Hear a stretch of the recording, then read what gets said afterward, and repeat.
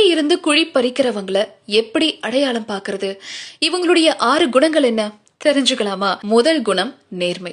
இந்த மாதிரியான நபர்கள் உங்ககிட்ட தனியா இருக்கும் போது நெருக்கமா பழகுவாங்க. ஆனா பொது வெளியில உங்களை யாருன்னே தெரியாதது மாதிரி நடந்துக்குவாங்க. அவங்களுக்கு யார்கிட்ட அதிகமா லாபம் கிடைக்குதோ அவங்க பக்கத்துலதான் போய் நிப்பாங்க.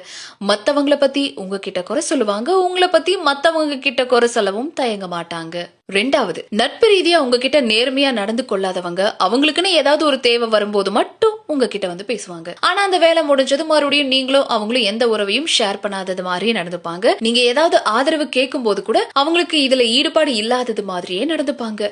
3வது, உங்க தனிப்பட்ட வாழ்க்கையில மூக்க நுழைக்கிறவங்க. இப்படிப்பட்ட நபர்கள் உங்க தனிப்பட்ட வாழ்க்கையில நீங்க என்ன செய்றீங்க அப்படிங்கறத தெரிஞ்சுக்கிறதுக்கு ரொம்ப ஆர்வம் காட்டுவாங்க. உங்களை பத்தி ரகசியங்களை தெரிஞ்சுக்கிற இவங்க அவங்கள பத்தி ஒரு விஷயத்த கூட உங்ககிட்ட ஷேர் பண்ண மாட்டாங்க. சோ உங்களுக்கு ரொம்ப அன்கம்ஃபர்டபுளா இருக்கிற விஷயங்களவே பேசிட்டு இருப்பாங்க. சில நாட்கள்ல அப்படி நீங்க பேசிய விஷயங்களையே வேறு ஒருத்தர் மூலமா யார்கிட்டயாவது அந்த விஷயங்களை பகிர்ந்தீங்களா அப்படிங்கறத சொல்லி சொல்லி காட்டுவாங்க.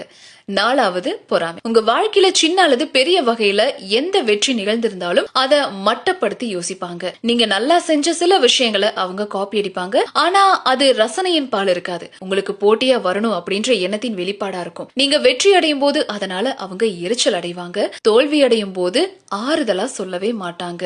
5வது, பிளேட்டை திருப்பி போடுறது.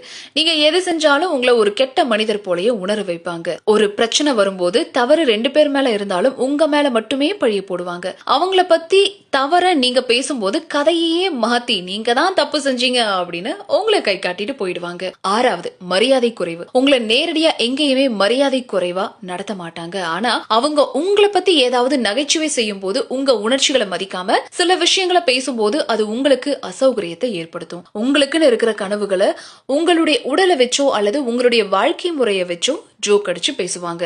சோ இந்த மாதிரி நபர்கள் கிட்ட இருந்து கொஞ்சம் தள்ளியே நில்லுங்க. பொதுவாவே நம்ம வீட்ல ஃப்ரிட்ஜ்ல இருக்கிற ஃப்ரீசர்ல